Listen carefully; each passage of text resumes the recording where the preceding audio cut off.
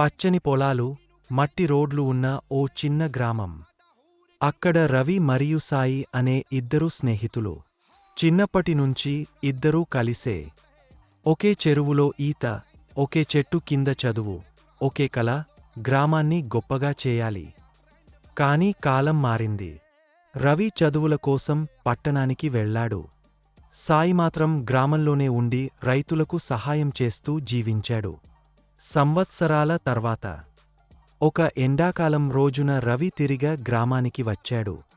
పొలాల్లో చెమటొడుస్తున్న సాయిని చూసి రవి అడిగాడు, ఇంత కష్టం ఎందుకు సాయి? సాయి నవ్వుతూ చెప్పాడు, ఈ మట్టే నా బలం రవి. నువ్వు చదువుతో వెలుగస్తే నేను పనితో నిలబెడతాను. ఆ మాటలు రవి గుండెను తాకాయి.